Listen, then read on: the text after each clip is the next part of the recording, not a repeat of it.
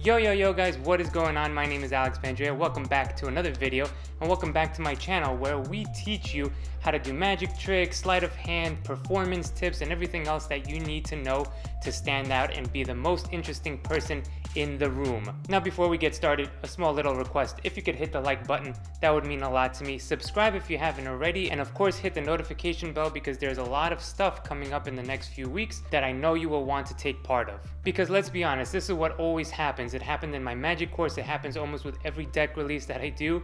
I put something out, I hype it up beforehand, I give all the information possible, and still then people afterwards complain, when did this happen? I never knew about this. Please, can I have a deck, please, sir? If you want to stay up to date, hit the notification bell, please.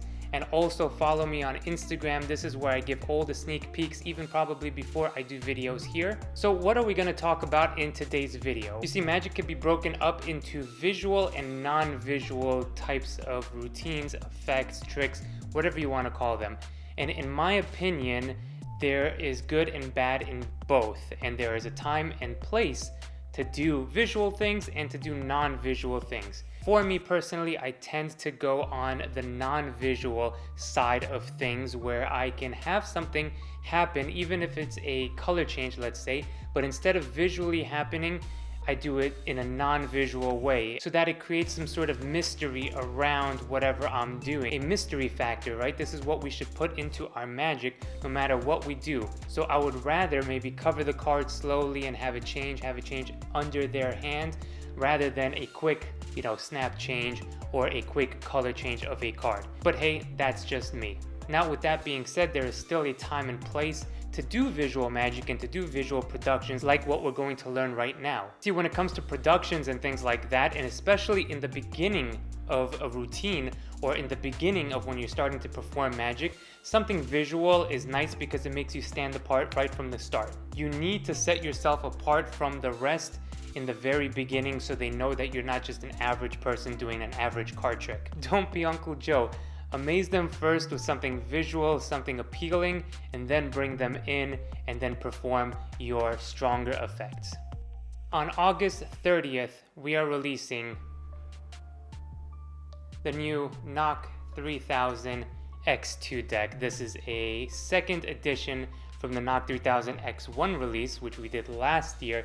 It was our most popular release. We created a whole story around it and filmed a whole little mini movie to go with this deck of cards. Now, if you guys know me well enough, you know that I like to put stories and really work hard on our releases to make them something more than just a deck of cards. And this is exactly what this is. We are building a whole universe around the Knock lines and the Knock branded playing cards. To keep up to date with the release, please do follow me on Instagram, and I will be posting also videos here shortly, teasers and things like that leading up to August 30th, where we're gonna release the new movie that goes along with this deck, along with a few more surprises. So the production looks like this. You take the top card of the deck. In this case, it is the Queen of Diamonds. Watch the Queen of Diamonds, go in and find the rest of the queens, just like that. A nice, easy visual production of a four of a kind. This production requires a little bit of a setup, so go ahead, grab your favorite four of a kind. Mine happens to be the four ladies, the four queens, and go ahead, place one of them face up on the deck and then the rest on top face down. So you have this situation. Three cards, which are the three queens, on top of a face-up queen, the fourth queen, and then the rest of the deck. All right, so that's your setup. That's how you have to start when you're gonna do this production. And an easy way to do that is to, as you want obviously the four queens on top to begin with. And the way that I do it, and the easiest way to do it, is just to thumb over a few cards as if you're spreading the cards like this. Spot this fourth card, grab it just like this, and now as you point or as you say something with the motion of the hand, you're just literally turning this over. And as you're turning this over, you're squaring everything on top. But this is done when nobody's looking at the hands. This could be done without you really looking down at the cards. So all you got to do is just count off 3. My head is tilted up. I'm speaking to the spectator. I grab the fourth one, and then I just come back here just like that, okay? You shouldn't make it a big thing. You do this before anything happens. Another way to do it is by just taking the 4 just like that, and now as you point, you turn over, you grab that card almost like a KM move, and then you point, And then again, this is done while having a conversation with the spectators. Remember, we have to do that from time to time. You know, get to know them a little bit, ask them a few questions. Not everything is about you and your visual 4-queen production. Anyway, so now we have the setup just like this. I always like to do a dribble, a spring, something that shows that I'm not either, you know, holding any breaks or anything inside of the pack. They shouldn't think this anyways, so I mean, it's just something to let them know that the cards are loose in an impromptu situation. You could also have the spectator shuffle, and if you want to palm off the top 4 cards, by all means, and have the spectator shuffle these cards all they want. You come back, you load these on top, and you're ready to go. Okay, so now you take the deck back and you say, look, you shuffle these cards. Now go ahead, name a favorite 4 of a kind, and maybe they say the 4 queens. Take a chance with that. If they say something else, just smack them once and be like, the queens, right? And they're going to say yes. All right, so now you're going to don't do that. Some of you might have taken that literally. Okay, don't smack your spectators. All right, you're going to start with a double now. So I'm going to go, look, I'm going to use the top card. That's what I say. And I do a double lift at this point. So show the top card, maybe give it a little twirl. If you're being fancy already, you might as well be fancy. So I like to give it a twirl. And your pattern line is very simple. You say, watch this 1 queen. It's going to go into the deck and find the other queens. So here's the motion of the 2 hands. They're going to come up and come down. And while they come up towards you and down towards the spectator, you're going to do the production. And this is what's going to happen. Your right hand is going to split these 2 cards. All right? Your left hand is going to produce the top card just like that.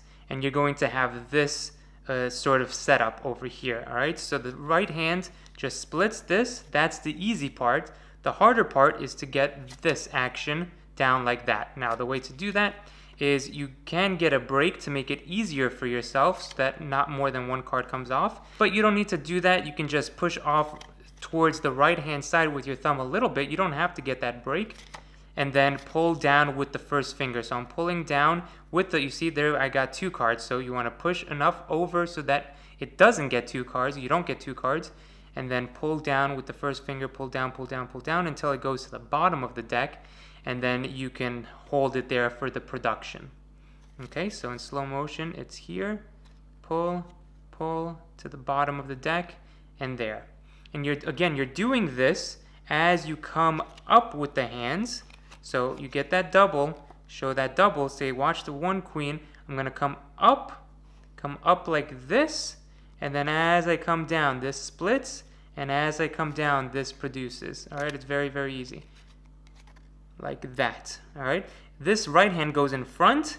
All right. And then the left hand stays behind to get a 1, 2, 3, 4 production of it, which makes it a little bit nicer. Then you can do this as well and get like a square production as well. So that would look like this and then like that. All right, try to keep, if you're going to do this, keep this, try to keep this, you know, as a square as well. That could be nice as well. But for me, my preference, and this is how I learned it to begin with, is here, here, and then out with all of it to make a line with the card. So for the production, you want to give it a little bit of kick at the end when you come down with it. All right, so what I mean by that is you have your setup again, 3 face down on top of the 1 face up. You do a double lift at this point. You can hold the break right now and do it, or you could just do a push off like a real man or woman for that matter.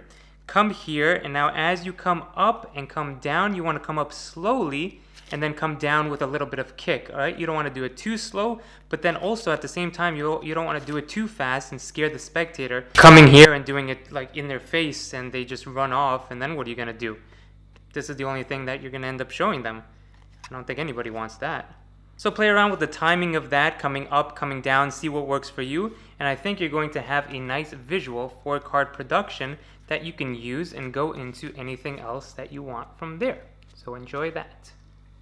Question of the day today, guys. After learning this 4-card production, and it's pretty fast and it's pretty visual, you have to lead it up with something, right? Something has to come afterwards. So after you produce the 4 queens or the 4 aces, then what do you do with it? All right, let's start a discussion in the comment section below. I will be on and I'll be responding to some of you guys. We will see you shortly, and in one of my next videos, I'm going to be talking about the process of releasing a deck of cards, the campaign, the advertising, sort of the photos and videos and everything that we put into it. We're going to talk to some of the team that helped put all of this together for the NOC 3000 X2 release. Here are some of the teaser photos for the deck release, and I am so happy with how they came out, the vibe, the feeling of this. It's going to be, I think, really cool. I hope you guys will come along for that deck release on August 30th. A lot of stuff coming, so thank you so much, guys, and we will see you very shortly.